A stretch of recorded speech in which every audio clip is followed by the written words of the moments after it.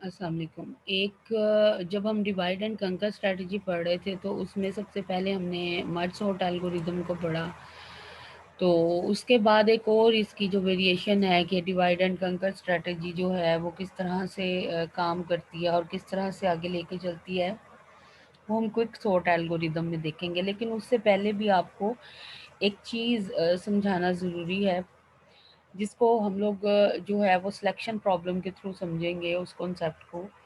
तो क्या होता है सिलेक्शन प्रॉब्लम और किस तरह से इसके ऊपर काम किया जाता है, इस चीज़ को हम लोग देखते हैं। फ़र्ज़ करें कि जी हमारे पास set of n numbers available है और हमने रैंक जो है एक एलिमेंट का उसको डिफ़ाइन करना है। तो रैंक ऑफ एन एलिमेंट जो है वो ये होता है कि आपके पास लेट्स सपोज 5 जो है वो अगर 2 पे है, तो ये अपने पीछे वाली वैल्यू यानी कि जो स्मॉलर वैल्यू है उसमें अगर हम 1 प्लस कर दें तो हमें अगले वैल्यू का रैंक मिल जाता है। तो यहाँ पे इन्होंने ये एक जो है ना वो पूरी की पूरी आपको लिस्ट जो है वो शो करवाया हुआ है, वो उसको एज अ एरे हमने यहाँ लिख दिया और उसकी पोजिशनल वैल्यूज़ यानी कि रैंक जो है उसको भी लिख दिया। तो ये जो 1 2 3 4 5 6 है ये आप इसकी पोजिशनल वैल्यूज़ हैं। अब वो कहता है कि सिलेक्शन प्रॉब्लम जो है उसको हम इस तरह से स्टेट करते हैं कि given a set A of n distinct numbers and n integer के। वो कहता है कि एन डिस्टिंक्ट नंबर्स हैं, वो ये वाले नंबर्स हैं आपके पास, और उनके साथ एक इंटीजर अटैच है हर नंबर के साथ और वो उसका पोजिशनल वैल्यू है। तो वो कहता है ये जो के है ना ये ग्रेटर देन इक्वल टू 1, यानी कि इसकी जो लोएस्ट वैल्यू है उससे बड़ा होगा और मैक्सिमम वैल्यू से छोटा होगा। Output the element of A of rank के। वो कहता है सिलेक्शन प्रॉब्लम में ये है कि ये क्या करेगा कि पहली बात तो ये एक स्ट्रक्चर होगा जो एन डिस्टिक नंबर्स पे होगा और इसके साथ एक पोजिशनल वैल्यू अटैच होगी और ये आउटपुट करेगा एक एलिमेंट को ए में से, ठीक है, जिसका रैंक क्या हो, के हो, यानी कि ये आप पर डिपेंड करता है। अब इसमें एक जो कॉन्सेप्ट समझने वाला है वो ये है कि हम लोग रैंक जो पोजीशन है उसको देखने के लिए किस तरह के कॉन्सेप्ट्स ले सकते हैं। तो स्टैटिस्टिक्स के हवाले से अगर देखा जाए तो मीडियन को जो है वो यूज़ किया जाता है इस तरह के कामों के लिए। इफ़ एन इज़ ओड, ठीक है, अगर एन ओड है तो मीडियन जो है वो क्या होगा, n plus one divide by two. अगर इवन है तो simple n divided by two या n plus one divided by two, दोनों ले सकते हैं आप। तो ये आपको कॉमन रिटर्न देता है एवरेज दो एलिमेंट्स का। मीडियन जो है वो यूज़फुल है as a measure of central tendency for of specially जो आपके पास ऐसे डिस्ट्रीब्यूशंस हों जो हाईली सिक्योर्ड हों।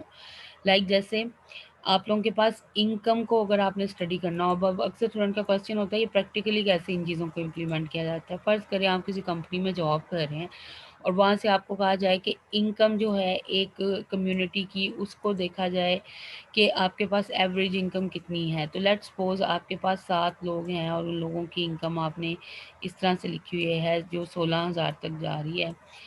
तो उसके बाद वो कहता है कि अगर हम इनको सॉर्ट कर दें और इनका मीडियन निकाल लें तो हमारे पास फोर्थ वैल्यू आती है और जो फोर्थ वैल्यू हमारे पास आती है वो तकरीबन 8,000 बनती है, ठीक है। और अगर हम इसी सीरीज़ का एवरेज कैलकुलेट करें तो वो आता है 9,000। वो कहता है कि suppose the income 16,000 goes up to 45000, ठीक है। तो इसका मतलब है कि आपके पास इनकम क्या हो गई है, वो सिक्योर्ड हो गया, हाईली सिक्योर्ड हो गई है। तो द मीडियन इज स्टिल 8,000। तो कहता है अगर अभी भी आप कैलकुलेट करेंगे तो मीडियन आपको 8,000 ही मिलेगा, लेकिन एवरेज वैल्यू जो है वो आपकी बहुत ज़्यादा चेंज हो जाएगी। पहले 9,000 आ रही थी, अब 71,000 आ जाएगी। तो average is not a good representative of the majority income level. तो वो कहता है एवरेज को आप एज अ सेंट्रॉइड वैल्यू इस्तेमाल नहीं कर सकते। इस तरह के केसेस में आप मीडियन को कर सकते हैं। तो ये जो सारा सीन आपको यहाँ पे मीडियन और एवरेज का मेजर ऑफ सेंट्रल टेंडेंसी का पढ़ाया है वो एक्चुअली आपको ये बताना चाह रहा है कि सिलेक्शन प्रॉब्लम्स जो हैं, ठीक है, ये आपके पास एक सिलेक्शन प्रॉब्लम थी कि आप मीडियन को सिलेक्ट करेंगे या एवरेज को सिलेक्ट करेंगे। तो आपने उसकी इम्पैक्टफुलनेस देखी कि मीडियन जो है वो आउटलेयर से डिस्टर्ब नहीं होता लेकिन एवरेज हो जाता है, इसलिए आप मीडियन को चूज़ करेंगे। तो कहते हैं कि selection problem can be easily solve by simply sorting numbers of A and returning the positional value. How sorting जो है वो however requires n log of n time. The question, can we do better in a particular possible to solve in n time? The answer is yes। ठीक है, तो किस तरह से करेंगे, इसके लिए अब हम साइव टेक्निक इस्तेमाल करेंगे। डिवाइड एंड कंकर टेक्निक ये भी इस्तेमाल करता है। Divide and conquer as breaking problem into small numbers और स्मॉलर सब प्रॉब्लम्स, लेकिन इसके अंदर स्मॉलर सब प्रॉब्लम जो है ना वो एक ही होता है। वैसे हम दो हिस्सों में उसको डिवाइड करते थे। तो sieve technique works in phases as follows. आप लोगों के पास किस तरह से आएगा, जैसे आप लोगों के पास अगर सिंपल एल्गोरिदम सॉर्टिंग है तो आप उसको कहते हैं ये एन टाइम लेगा या लॉग ऑफ एन टाइम लेगा, लेकिन अब आप क्योंकि रैंक के साथ काम कर रहे हैं तो एन के, ठीक है, एक कांस्टेंट भी आपको नज़र आ रहा है बीच में। अब अप्लाई करते हैं साइव टेक्निक का। वो कहता है कि आप लोगों के पास एक गिवन एरे है 1 to n, we will pick an item from the array called the pivot element. ये इम्पोर्टेंट है, ठीक है, जो चीज़ इम्पोर्टेंट है वो ये है कि आपने क्या किया, एक एरे लिया, एक एरे में से एक आइटम खुद से उठाया और उसको आपने कह दिया ये पाइवट एलिमेंट है, ठीक है, और इसको डिनोट आपने किसके साथ किया, एक्स से। ठीक, तो रैंडमली एलिमेंट जो है वो आप सेलेक्ट कर लेंगे पाइवट का, ठीक है, और ये पार्टीशन वैल्यू का काम करेगा। तो यहाँ पे अब आपके पास क्या है कि आपके पास ए क्यू है जो जिसके अंदर पाइवट एलिमेंट पड़ा हुआ है, ठीक है, फिर उस एलिमेंट से आपने दो हिस्से बना लिया रे के, यानी कि डिवीजन हो गई, पार्टीशन हो गई।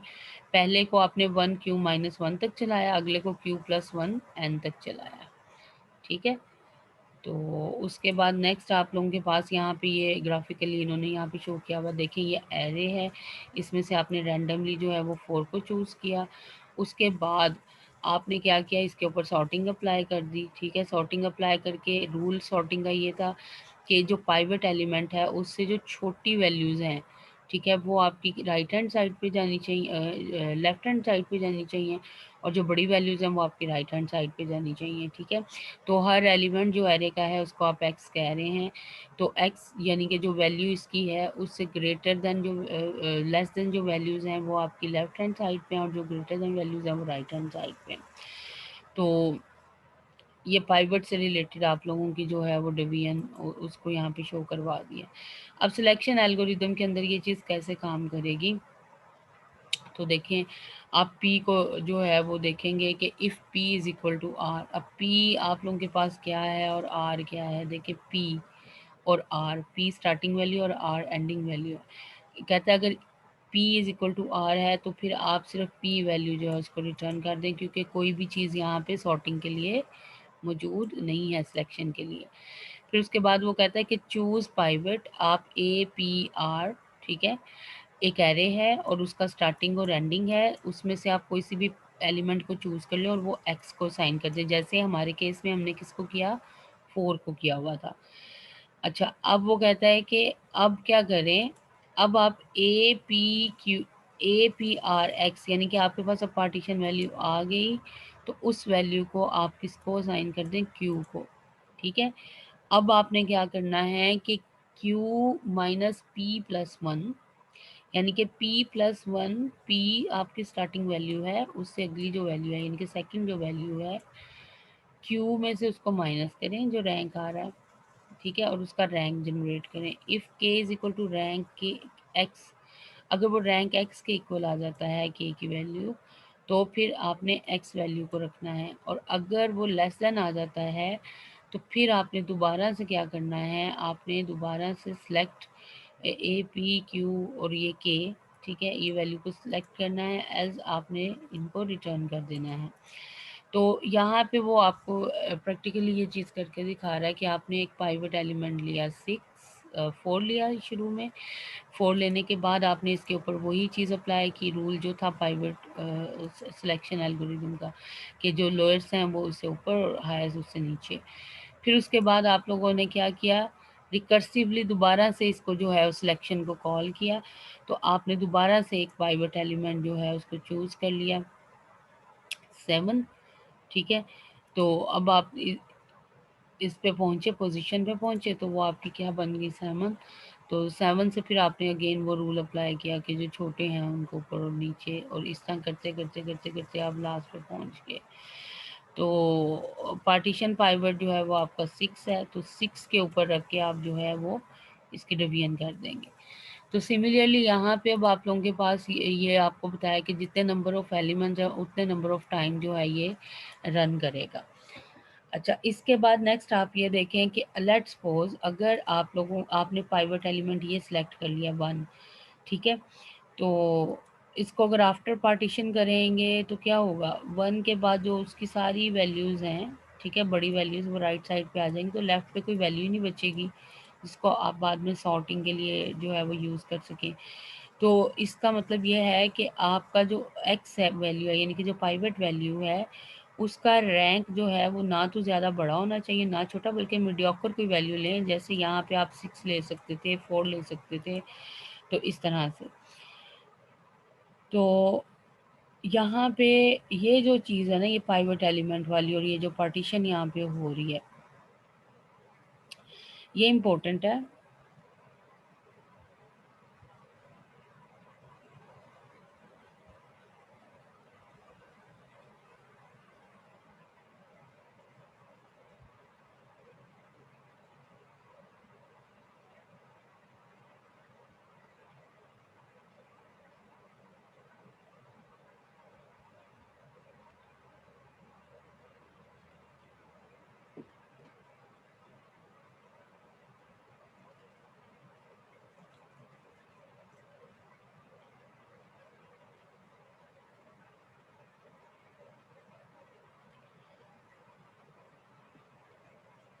अब ये एनालिसिस इन्होंने किया हुआ है रिकरेंस का। वो कहता है कि अगर n/2/n आपके पास चलता है, तो उसका अगर आप मतलब सम अप लेते हैं रिकरेंस का, तो सारी वैल्यू n+n और सो ऑन इस तरह ये चलता जाएगा। इसको सम अप करें तो ये इस तरह की वैल्यू बन जाएगी। फिर उसके बाद वो कहता है इसको बाउंड अप्लाई कर दें, तो आपके पास एट द एंड जो रिज़ल्ट आता है वो 2n आता है, जिसमें से n हाईएस्ट एक्सपोनेंट हम निकाल लेंगे और हम बताएँगे कि ये एल्गोरिदम इतना टाइम लेता है, सिलेक्शन एल्गोरिदम जो है।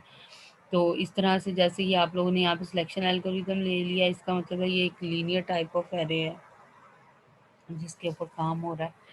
तो इसी की मदद से आगे जो है वो फर्दर हम लोगों को पता चलेगा कि हम लोगों ने किस तरह से ये पाइवट वैल्यूज़ को यूज़ करते हुए एरेज़ की डिवीज़न पार्टीशन करनी होती है, और फिर उसके बाद हम उसके ऊपर किस तरह से सॉर्टिंग अप्लाई करके अपने प्रॉब्लम को जो है वो अच्छे तरीके से सॉल्व करते हैं। तो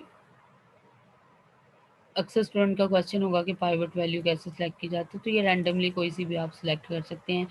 ये जो केस आपको दिखाया गया ना, ये वाला, ये आपको इसके ही समझाने के लिए दिखाया गया है कि जो पाइवट वैल्यू सिलेक्ट करनी है वो एक्सट्रीम वैल्यू नहीं होनी चाहिए, बल्कि कोई मीडियोकर वैल्यू होनी चाहिए, ताकि फिर आप इजीली अपने एल्गोरिदम को जो है वो रन करके तो उसको देख सकें।